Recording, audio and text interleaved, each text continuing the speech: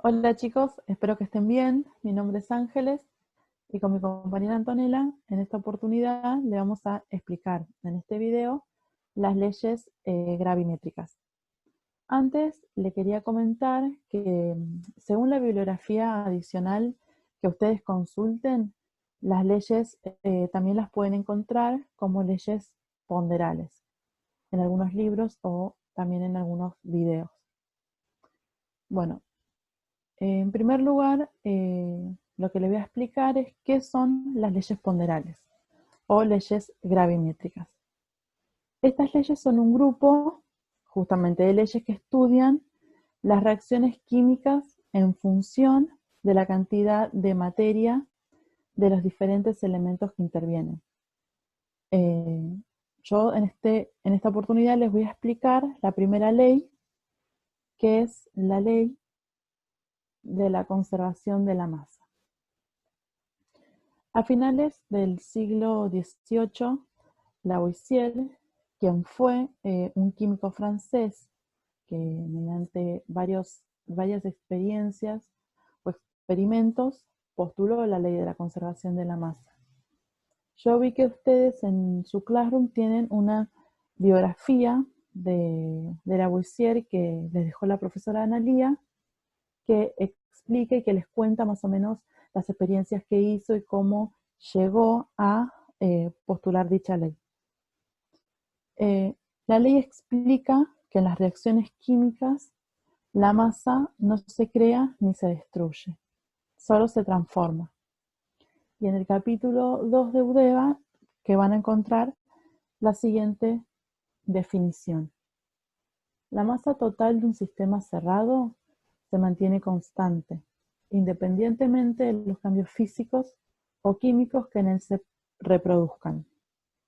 Esto significa que la cantidad de masa se mantiene constante en toda la reacción y la cantidad de masa inicial es igual a la cantidad de masa final. Por ejemplo, en las reacciones químicas, el número y el tipo de átomos iniciales, como por ejemplo el reactivo 1 que se combina con el reactivo 2, van a ser igual al número y al tipo de átomos finales.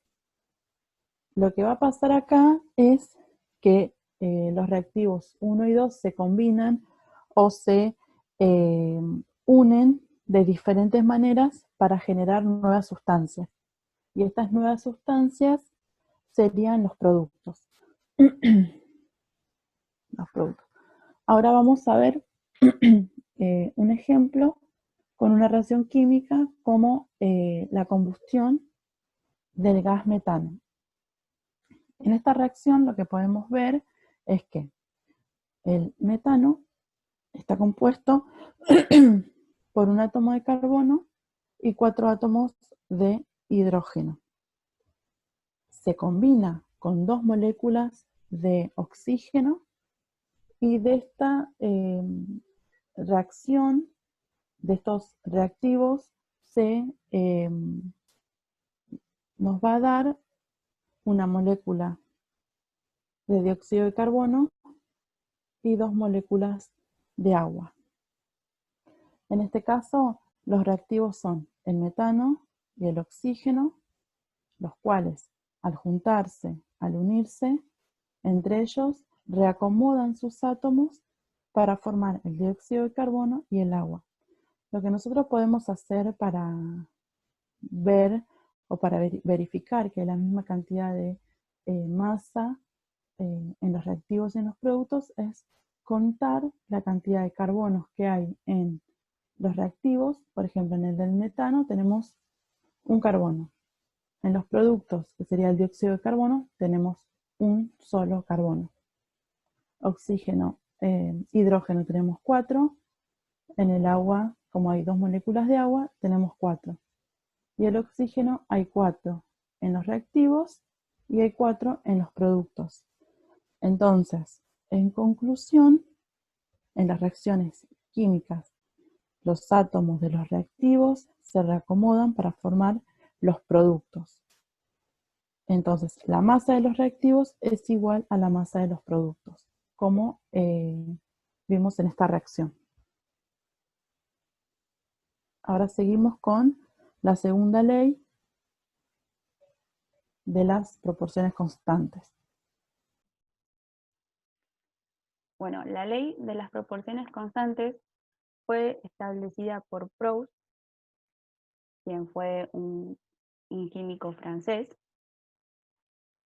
Esta ley también se puede llamar ley de las proporciones constantes o ley de las proporciones definidas, la pueden encontrar de cualquiera de esas dos maneras, según la bibliografía que consulten. Proust lo que hizo fue realizar experiencias similares a las de Lavoisier, y a través de su ley lo que estableció fue que cuando dos o más sustancias simples se combinan para dar un compuesto definido, lo hacen siempre en relación de una masa constante.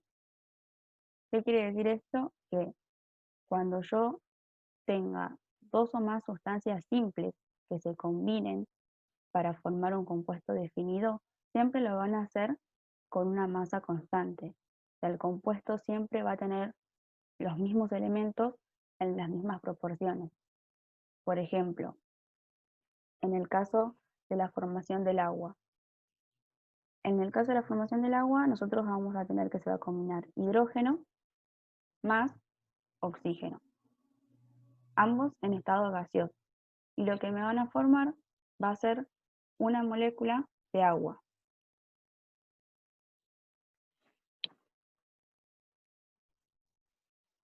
Esta molécula de agua está formada por 2 gramos de hidrógeno más 16 gramos de oxígeno, lo que me va a dar en total una masa de 18 gramos, que sería un mol de agua. Acá se cumpliría primero lo que es la ley de la conservación de la masa, y lo que podemos ver es que si yo quisiera tener 2 moles de agua, lo que tendría que hacer, o si quiero tener 2 moléculas de agua, lo que tengo que hacer es agregar el doble, es decir, 4 gramos de hidrógeno más el doble, que serían 32 gramos de oxígeno, y eso me va a dar 2 moléculas de agua. Para saber si se cumple la ley de las proporciones constantes, lo que yo tengo que hacer es a los 2 gramos de hidrógeno dividirlo por los 16 gramos de oxígeno. Y eso me va a dar un octavo. Si yo realizo la misma cuenta con 4 gramos de hidrógeno dividido a los 32 gramos de oxígeno, también me va a dar un octavo. Es decir, que en ambos me va a dar la misma constante.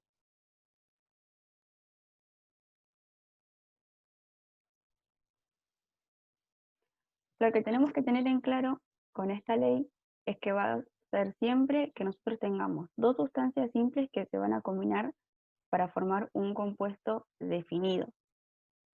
A diferencia de la tercera ley que vamos a ver ahora, que es la ley de Dalton, a través de una de sus hipótesis, de su teoría. Dalton fue un científico y un matemático inglés, y él lo que estableció en su ley fue que si dos sustancias simples se combinan para formar más de un compuesto, las diferentes masas de una de ellas, que se combinan con la misma masa de la otra, están en una relación que puede ser expresada por números enteros y pequeños dígitos. Esto quiere decir que si yo tengo dos elementos que se pueden combinar para formar más de un compuesto, la masa de uno de estos elementos va a ser variable y la otra va a ser fija. Y eso es lo que va a mantener una relación constante. Si yo realizo el cociente entre la masa de ambos elementos que componen el compuesto, voy a tener un valor de un número entero o de un número pequeño. Esto lo podemos ver con un ejemplo, como es en el caso de la formación de los óxidos del carbono. El carbono solamente puede formar dos compuestos estables con el oxígeno. Para ello se va a combinar el carbono más el oxígeno, y eso nos va a formar monóxido de carbono. Acá podemos ver que se está combinando un carbono más un oxígeno y que vamos a tener un monóxido de carbono. Pero también puede combinarse un carbono más 2 oxígenos, lo que nos va a dar dióxido de carbono. Acá, como podemos ver, lo que siempre nos queda constante va a ser un átomo de carbono y lo que va a variar van a ser los oxígenos. En un caso se me combina un átomo de oxígeno y en el otro se me combinan 2 átomos de oxígeno. Si yo realizo las proporciones de oxígeno en ambos, voy a tener como valor un medio y me estaría dando un número entero, porque más allá de que lo podamos expresar en forma decimal, nos da una fracción que está compuesta por números enteros. Por lo cual, el valor que a mí me queda constante es el del carbono y el que me queda variable es el oxígeno. Ahora nosotros vamos a ver en otro video estas leyes explicándolas con los ejercicios que ustedes debían realizar del capítulo 2 de la UDEVA.